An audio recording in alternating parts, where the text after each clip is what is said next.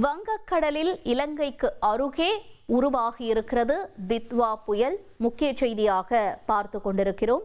ஏற்கனவே உருவாகியிருந்த காற்றழுத்த மண்டலம் தீவிரமடைந்து அது புயலாக மாறும் என்று தெரிவிக்கப்பட்டிருந்த நிலையில் தற்பொழுது வங்கக்கடலில் இலங்கைக்கு பக்கத்தில் தித்வா புயல் உருவாகியிருக்கிறது.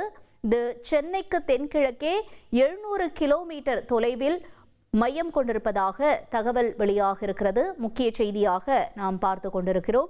வங்கக்கடலில் உருவாகி இருக்கக்கூடிய இந்த புயலுக்கு தித்வா என்று பெயரிடப்பட்டிருக்கக்கூடிய நிலையில் சென்னைக்கு தென்கிழக்கே 700 கிலோமீட்டர் தொலைவில் இந்த புயல் மையம் கொண்டிருக்கிறது.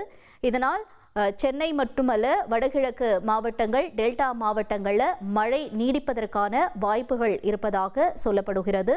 இந்த புயல் தீவிரமடைந்தால் இது சென்னைக்கும் வடகடலோர மாவட்டங்களுக்கும் தொடர்ந்து டெல்டா பகுதியிலும் மழையை தொடர வாய்ப்புகள் இருக்கிறது. இந்த மழை மேலும் நீடிக்கும் என்று எதிர்பார்க்கப்படுகிறது.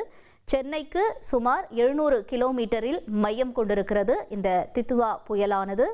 வங்கக்கடலில் இலங்கைக்கு பக்கத்தில் இந்த புயல் மையம் கொண்டிருக்கிறது. முக்கிய செய்தியாக பார்த்து கொண்டிருக்கிறோம். இலங்கைக்கு பக்கத்தில் நிலவிய ஆழ்ந்த காற்றழுத்த தாழ்வு மண்டலம் புயலாக வலுப்பெற்றிருப்பதாக வானிலை ஆய்வு மையம் தகவலை வெளியிட்டிருக்கிறது. இந்த புயலுக்கு தித்வா என்ற பெயர் வைக்கப்பட்டிருக்கிறது. மேலும் இது சென்னைக்கு அருகே 700 கிலோமீட்டர் தொலைவில் மையம் கொண்டிருப்பதாக தகவல் வெளியாக இருக்கிறது. வங்கக்கடல்ல இலங்கைக்கு அருகேவும் சென்னைக்கு தென்கிழக்கே 700 கிலோமீட்டர் தொலைவிலும் இந்த புயல் மையம் கொண்டிருக்கிறது. நவம்பர் 30ஆம் தேதி அதிகாலையில் புயல் கரையை கடக்கும் என்று வானிலை ஆய்வு மையம் தகவலை வெளியிட்டிருக்கிறது. நவம்பர் 30ஆம் தேதி கரையை கடக்கும் என்று எதிர்பார்க்கப்பட்டுக்கூடிய நிலையில் இந்த மழையானது தொடர்ந்து 30ஆம் தேதி வரை நீடிக்குவதற்கான வாய்ப்புகள் இருக்கு. இலங்கைக்கு பக்கத்தில் அப்படின்னு நம்ம பார்த்தோம்னா தொடர்ந்து இந்த மழை தூத்துக்குடி, ராமநாதபுரம் மாவட்டங்களையும் நீடிக்கிறதுக்கான வாய்ப்புகள் இருக்கும். தொடர்ந்து அடுத்தபடியாக சென்னை, பாண்டிச்சேரி உள்ளிட்ட இடங்களையும், திருவள்ளூர், காஞ்சிபுரம், செங்கல்பட்டு உள்ளிட்ட இடங்களையும் இந்த மழை நீடிப்பதற்கான வாய்ப்புகள் இருக்கும்.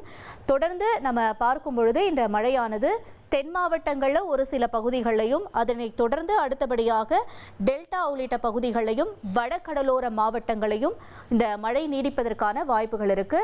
தெற்கு ஆந்திர பிரதேச கடற்கரைகளுக்கு இடையே கரையை கடக்கும் அப்படின்னு நம்ம பார்க்கும் பொழுது இது தமிழகம் மட்டுமில்லை, ஆந்திர மாநிலத்திற்கும் மழையை நீடிப்பதற்கான வாய்ப்புகள் இருக்கும். முக்கிய செய்தியாக பார்த்தோம்.